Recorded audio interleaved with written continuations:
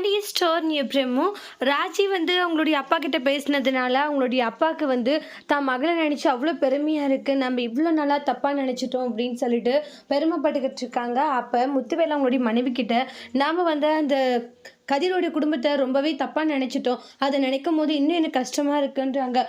எனக்கே ரொம்ப கஷ்டமாக இருந்துச்சு, போய் போய் அந்த குடும்பத்தை நம்ம இப்படி தப்பாக நினச்சிட்டோமேன்ட்டு ஒவ்வொரு நிமிஷமும் நான் ரொம்பவே கவலைப்பட்டுக்கிட்டு இருக்கேன். எனக்குமே ரொம்ப கஷ்டமாக தான் இருக்குது. என்ன இருந்திருந்தாலே அந்த குடும்பத்தை நம்ம அப்படி தப்பாக நினச்சிருக்க கூடாது, ஆனால் நம்ம ரொம்பவே இது பண்ணிட்டோம்னு சொல்லிட்டு அதை நினச்சி ரொம்பவே ஃபீல் பண்ணிட்டு இருக்காங்க. இன்னொரு பக்கம் வந்து பார்த்தீங்கன்னா கண்டிப்பாக வடிவு நம்ம நினைக்கிறது எதுவுமே நடக்காது, இங்கே கண்டிப்பாக நம்ம பையனுமே வெள்ளையெடுக்க முடியாது அப்படின்னு சொல்லி சக்திவேல் அவங்களுடைய மனைவி கிட்ட பேசிட்டு இருக்காங்க. ஏங்க எதுக்காக நீங்க இப்படி பேசிட்டு இருக்கீங்க? பேசினதுனால மாமா எவ்வளோ கோவப்படுறாரு, மாமா நம்ம பையனை வெளியெடுக்கிறதுக்காக எவ்வளோ கஷ்டப்பட்டுட்டு இருக்காங்க தெரியுமா? ஆமாம், பொல்லாத கஷ்டம். இங்கே பார், அவரெல்லாம் ஒரு கஷ்டமும் படல, சும்மா நீ இப்படி பேசிட்டு இருக்காது சரியான்றாங்க. என் பையனை எப்படி வெளியெடுக்கணும்னு எனக்கு தெரியுன்றாங்க.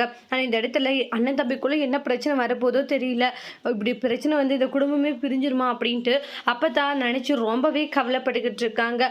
அப்போ தான் நினைக்கிற மாதிரி இந்த குடும்பம் பிரிய போதா இல்லையான்றதை அடுத்து வரக்கூடிய பிரேமோல நம்ம வெயிட் பண்ணி பார்க்கலாம். இந்த வீடியோ பிடிச்சிருந்தா லைக் பண்ணுங்க, கமெண்ட் பண்ணுங்க, ஷேர் பண்ணுங்க, மறக்காம நம்ம சேனலை சப்ஸ்கிரைபர் பண்ணிக்கோங்க. Thank you friends.